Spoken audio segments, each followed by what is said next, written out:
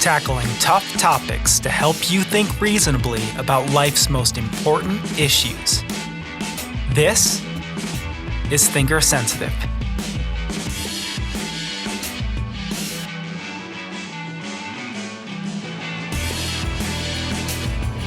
Welcome to Thinker Sensitive. My name is Ryan Ragazine. I am the host of Thinker Sensitive, and we are in the midst of our introductory season. This is all about creating a foundation for all future content. So all future episodes will be built upon this foundation that we're creating in this particular season. There are two questions that we are going to look at today. The first is, what is theology? And the second is, why is it important? So when you think about these questions through a historical lens, theology has always been extremely important classically and historically. Theology had always been the queen of the sciences, the discipline of all disciplines. You think about the first universities in Europe. They were all theological schools, seminaries. You think about the first universities in the United States. They were all theological schools and seminaries.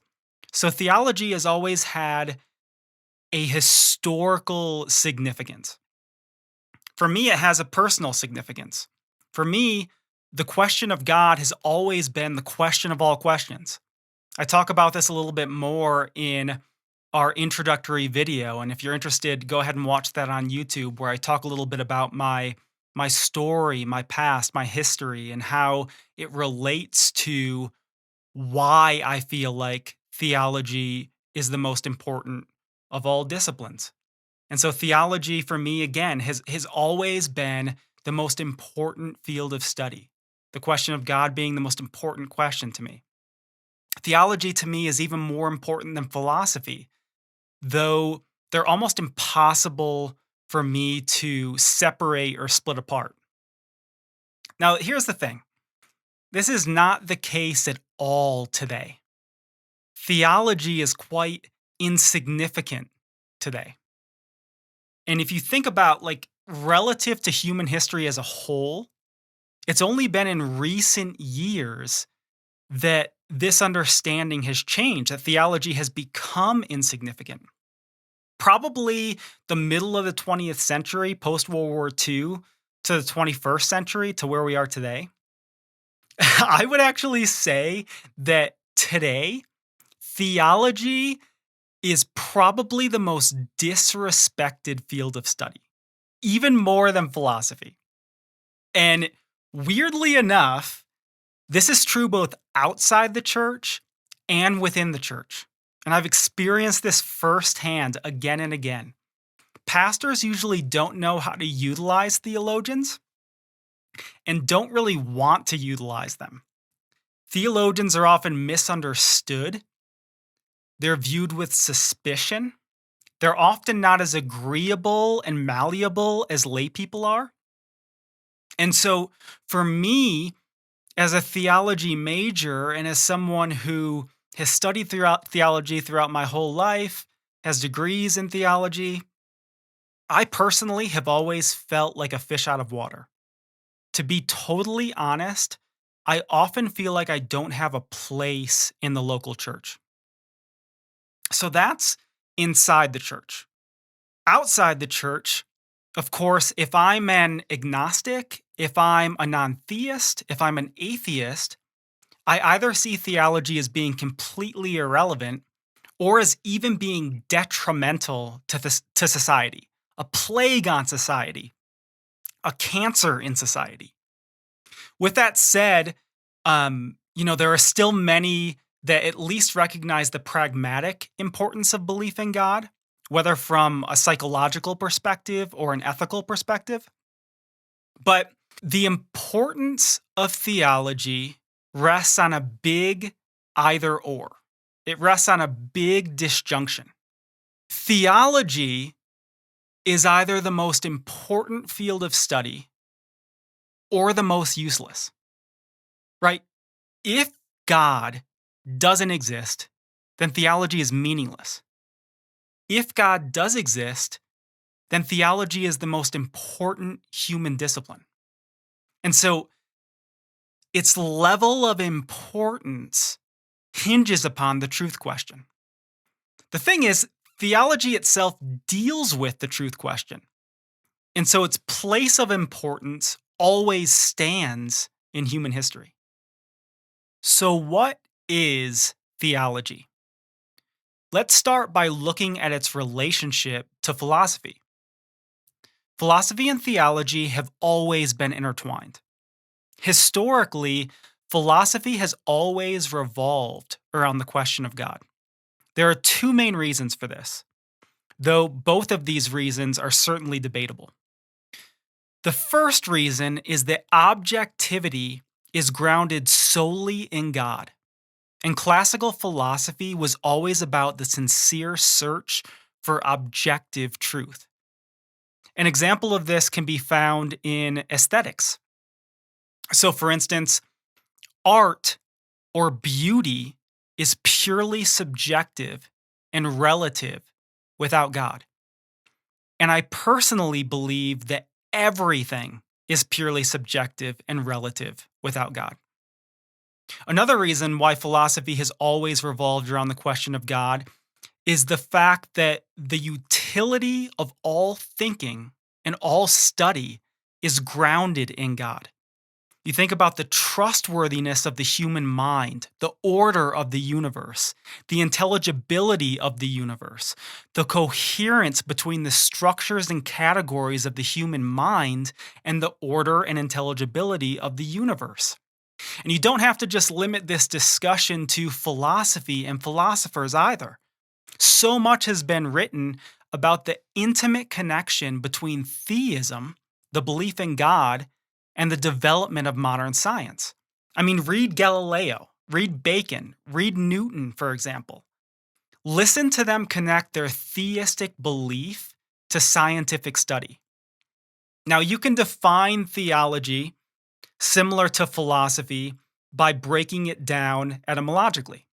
So you have logi, which means the study of, and you have theos, which means God. So you have the study of God. Theology in its most basic elementary form and definition is the study of God. But I would define theology like this. Theology to me is the study of the absolute, the infinite, the eternal, that which is objective. It's the study of the ground or source of all reality and truth. It's also the study of the goal, the telos of all reality. To me, theology is the study of the unifying unity of all things. Now, theology has many categories, just like philosophy does. I have 7 listed here. They're not necessarily listed in sequential order. And so this is just a list of categories in theology from a subjective Christian viewpoint. The first would be theology proper, which are about the characteristics and attributes of God. The second would be creation, which is the relationship of God to the cosmos. The third is anthropology, which is the relationship of humanity to God and before God. The fourth I have listed here is evil, which is, the question of the origin and nature of pain, the origin of human suffering, and the nature of human waywardness. The fifth category I have listed is redemption, which is, or you could say, is the divine process of eradicating evil and renewing all things. The sixth category is morality, the relationship of ethics to God. What is truly right? What is truly wrong? What is good? What is evil? Why is something good? Why is something evil? Right? All of that would be within the context of the category of morality. The seventh and last category I have listed here is eschatology, which you could say is the hope of the consummation of the process of redemption in the eternity of God. Now, just like philosophy, theology is also unique in the sense that it's interdisciplinary and it's all encompassing. So, the reason for this is that God is both the source and goal of all reality. And if God is the source and goal of all reality, then all things, everything has to do with God. All of creation has to do with the Creator. And so, just like with philosophy, you can talk about a theology of economics, a theology of history, a theology of science, a theology of psychology, a theology of anthropology, and on and on and on. All right, we've established what theology is. Now, let's look at why it's important. Well, theology teaches us how to think about, talk about, and act before God, the being that by definition matters most. Let me give some personal examples. Theology has taught me to think about God not as some rigid lawmaker that incites burdensome moral perfectionism, or some lightning striking tyrant that incites fear and anguish, but a gracious being of love who wants a relationship with me and who wants what's best for me. Theology has also taught me how to talk about God to others, particularly to those who may have very different presuppositions and worldviews. And finally, theology informs my self identity and my self worth. And it informs the way that I live my life, who I am, and who I strive to be. If you were to ask me what influences you most in life, the way you think, the way you talk, the way you act, the big decisions that you make, like, which college do you attend? What job? Who should I marry? Where do I live? What would I die for? The answer to me is really simple. My belief in God, God Himself, is far and away the most influential factor in my life.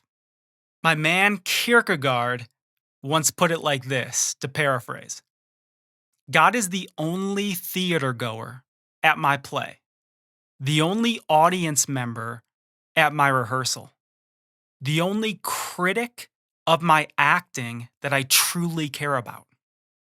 Ultimately, I live for an audience of one, the only one whose opinion of me really matters. Now, thinking about God and talking about God, relates to the biggest questions in human life. Issues of origins, both cosmic and human. Issues of human existence, nature, meaning, and purpose. Issues of human thinking, knowledge, and understanding. Issues of good and evil. Issues of ultimate truth and reality. Issues of absolute values and priority structures, of life and death, life after death, time and eternity. And to sum this all up, to me, God objectivizes and absolutizes all things. God brings ultimate meaning and purpose to all things. And God gives eternal validity and significance to all things. See, the stakes here are really high. The stakes of theology are things like truth, reality, morality, ethics, God, afterlife, hope and purpose in life, the meaning of life. The stakes are really high in theology. These are the big issues, the big questions of life, and that's what theology deals with. And this doesn't just speak to the importance of theology, but the importance of God. Another thing is theology is also intrinsically practical because of how much it shapes the direction and trajectory of our lives, or at least how much it should shape the direction and trajectory of our lives. I want to close off this episode with one main recommendation, and that is to be intentional about thinking about the big questions of life and the biggest question of life, the question of God. Be intentional about thinking about these big questions before your life passes you by. How many people avoid thinking about this stuff until they're on their deathbeds? Thinker Sensitive is a great place to do this, and I hope you'll join me in this endeavor. Thanks for listening. This episode, and all episodes of Thinker Sensitive, are available at thinkersensitive.com, iTunes, Spotify, and more. If you enjoy our content and wish to donate to help us grow our online community of thinkers, please visit thinkersensitive.com.